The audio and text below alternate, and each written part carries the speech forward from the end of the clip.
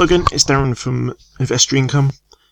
I mentioned this yesterday in my video. If you looked at the one yesterday, I just added another position on Cedar Fair. This is the I kind of really like the company now. Actually, done a bit more investigation around it. This is their website, and you can see the investors' information here. If you click on that, you go down. It's got a lot of information. They're very upfront about it all. I do actually like what I've seen. The financials are a little bit questionable if you're looking for real solid companies, but this one to me, I'd say it's worth the risk. I've added another position on this one. I'm just going to be purely trading. I won't be holding this one. I held one yesterday. I'll just quickly go over to this charts in a minute and show you where I entered. This is I like it. It's sort of a company I want to invest in. It's got a lot of value held with it. It's got appreciation in its assets, I believe. They actually marked down the depreciation in the assets, but it's got a lot of value purely in the real estate, etc. So, and they had their buyout talks and that sort of thing a while ago. So, I do actually like it, and I have taken a position on the charts, and I'll show you in a second. I like the way they've got the investing information on their website. They're obviously quite proud of the fact. If you look, you've got the unit price distribution, and click on it, it gives you a lot of information, which means they're quite honest and upfront, which is nice to see.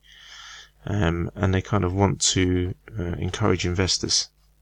So they give it a very nice dividend of 6%. So we are looking good on this one.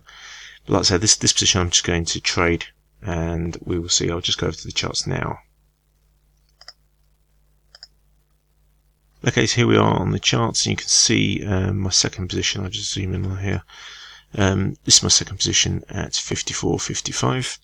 So I've entered there, and we're going to wait for this one to come up and give me my 5%, hopefully. I might come out of it. Yeah, I'll probably see how the price action goes up here. As you can see, we're over on the RSI and the stochastics. Like I said, I don't use those indicators exactly, but when you get a spike down like this, and I was already buying, to me that's just a better entry point. Does it always work? No.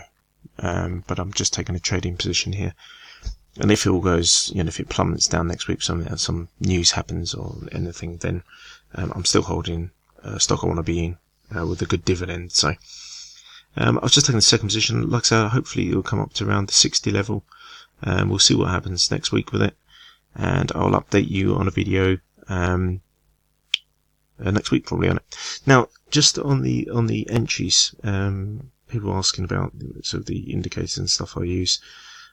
These entries here, you can see that they're both overbought. Now, if you go back, oversold, sorry, you can see here, this is where it fails. So you got oversold section, and the RSI is here. Okay, so you would have essentially, if you're just using those indicators, entered down here somewhere, and the stocks have did nothing. Still oversold. On the stochastics, the RSI comes up, so you know it's going to be sort of heading back down most likely, unless those break out together. It then comes down again, so you'd add another position down here. Okay, and you could see an exponential crash. We would have entered possibly there, and you would have crashed down to this levels and entered again, got your 5%, and still be holding one up there. So is it foolproof? No, it's not, which is why I have my dual strategy. I only invest in companies I want to be in and you have faith in. And the whole point here is that you'd still be holding potentially one up there.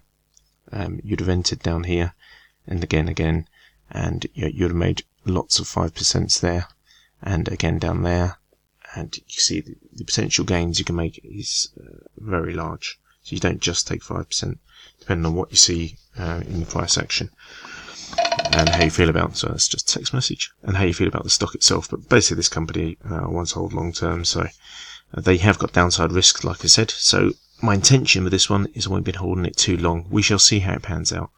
If I don't like it, I do sometimes come out of my positions. And do I get the timing right perfectly? No, I don't. But like I said, we've always got the fallback of the dividend. So anyway, we'll see where this position goes next week. Thanks for listening, and I will talk to you again next week. Have a fantastic weekend, and if it's not your weekend, have a good week. Take care.